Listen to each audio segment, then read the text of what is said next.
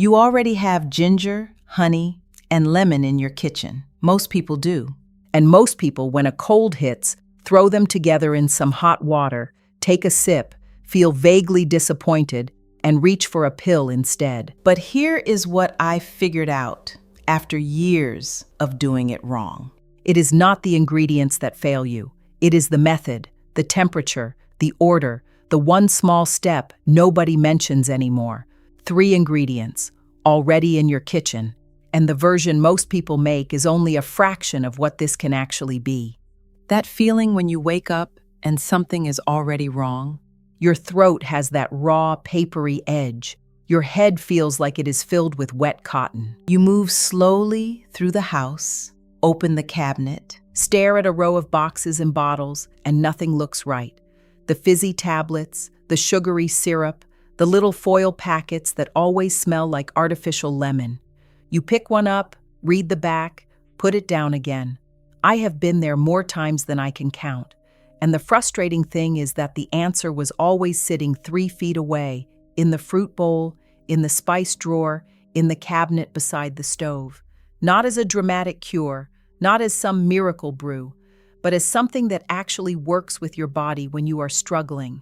Something warming, something coating, something that older generations made without thinking twice, and that most of us have completely forgotten how to do properly. The 3 ingredients are ginger, raw honey, and lemon. You probably already know that. This combination shows up in old household traditions across Eastern Europe, South Asia, the Mediterranean, traditional American kitchens. Versions of this existed in almost every culture that had a winter. It was not special. It was not exotic. It was simply what you reached for when someone came home cold and miserable and you needed to do something immediately. But the version most people make today is not the same thing, and that difference matters. Start with the ginger, because this is where people make the biggest mistake. Most people grab the little jar of powdered ginger from the spice rack. It is easier. It is already there. But fresh ginger root and powdered ginger behave completely differently when you heat them, and the experience is not even close. Fresh ginger, sliced thin, releases a sharp, clean warmth that you can smell from across the kitchen. It opens something up in the air. The powdered version makes a flat, slightly dusty liquid that never quite delivers the same sensation. Pick up a fresh root from the store, that knobby, slightly ugly thing that sits in the produce section looking like it belongs in a different century. You do not even need to peel it. Just scrub it and slice it thin. 4 to 6 slices is enough for 2 or 3 cups. You can see the pale yellow flesh and catch that first sharp scent the moment the knife breaks the skin. Add those slices to a small saucepan with about 2.5 cups of cold water. Now, and this is where older methods did something that most people skip entirely, add a long strip of lemon peel, not the juice yet, the peel. Use a knife to peel 1 long yellow strip from your lemon and drop it into the pot. The oils inside that peel are different from the juice. They contribute something to the smell and the warmth of the final drink that you simply cannot get from squeezing lemon in at the end. Bring everything to a gentle simmer, not a rolling boil, a low, steady simmer, the kind where small bubbles just begin to break the surface. Then put the lid on. This is the detail I wish someone had told me years ago. The lid. It sounds almost too small to matter, but it changes everything. When you simmer ginger uncovered, the volatile compounds that carry all that warming, sharp, deeply satisfying scent drift straight up and out of the pot and into the air. You lose them. You end up with a thin, pale liquid that tastes like a suggestion of ginger rather than the real thing. Cover the pot and you trap all of that inside. Let it sit at that low simmer for a full 10 minutes with the lid on, and something entirely different happens in that pot. Lift the lid after 10 minutes and lean in carefully. That cloud of steam that rises is dense and sharp and warm, and just breathing it in does something for a heavy head. It genuinely surprised me the first time I did it properly. I had been making this drink for years, impatiently, with the lid off, wondering why it never tasted as strong as I expected. 1 lid. That was the only thing I changed. Save this so you remember the method. It is the kind of thing you want to have written somewhere when you are already feeling awful and your brain is not cooperating. After the 10 minutes, take the pot off the heat completely. Let it sit for 2 or 3 minutes, then strain it into a mug. Now squeeze in the juice from half a lemon. You will hear it hit the hot liquid and the smell shifts immediately. The ginger sharpness meets the citrus brightness, and the two together are genuinely lovely, even when you feel terrible, maybe especially then. Now the honey, and this is the second big mistake most people make. They add honey to boiling water, or they pour it into a very hot liquid thinking it will just dissolve faster. But high heat changes honey, the texture, the way it coats, the quality of that slow, soothing slide down an irritated throat. Raw honey is different from the clear, squeezable version that has been heavily processed and heated. It is thicker, cloudier, often granulated, and it behaves differently in the mouth and in the drink. Let the liquid cool down to comfortably hot, not scalding, and then add 1 to 2 teaspoons of raw honey and stir it slowly. Watch it dissolve gradually and pull slightly as the spoon moves through the liquid.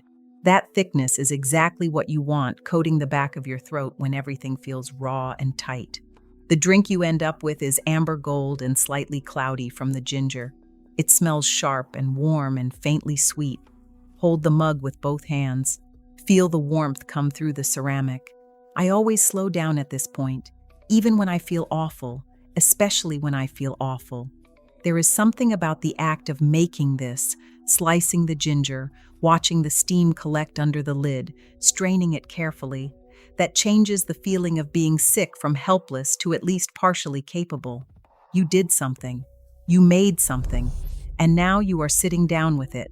Here is the part about consistency that older household traditions understood and that modern wellness culture almost never talks about. One strong batch is not the point. The idea was never to drink a single very powerful cup and wait for something dramatic to happen. It was a morning cup and an evening cup, a rhythm across the day and the days that followed. The body does not respond to warmth and ginger and honey the way it responds to a pharmaceutical. It responds over time, over repetition, over the steady accumulation of something gentle and warming and hydrating being offered to it while it works. My grandmother's generation did not think of this as a remedy in the formal sense. They just knew that when someone in the house was struggling through a cold, you kept something warm available. You made it in the morning before anyone was fully awake. You warmed it again in the afternoon. It was practical. It was ordinary. It was the habit of paying attention. The store-bought versions of this, the little bottles of ginger honey lemon drinks, the wellness shots, the sachets, are not the same thing. That is not a conspiracy. It is just physics. Industrial production uses powdered ingredients, high heat processing, concentrated extracts, added sugars. The texture is different, the smell is different, and the experience of drinking something you made with your own hands in your own kitchen is categorically different from opening a bottle. I still buy things sometimes, but when I can make something simple at home, it feels different, more like tending to something, less like a transaction. This was not hidden knowledge. It was ordinary knowledge that people simply stopped practicing when convenience made it easy to stop. Before every cold became a reason to drive to the pharmacy, it was a reason to go to the kitchen. Before every sore throat became a product, it was a reason to reach for the ginger root, the lemon, the jar of honey that sat in the cupboard year-round not as a condiment but as something practical, something kept close on purpose. The knowledge was not in a recipe, it lived in the motion of making it, in knowing to cover the pot, to add the peel, to wait until the liquid had cooled before stirring in the honey, in knowing that twice a day matters more than one desperate cup.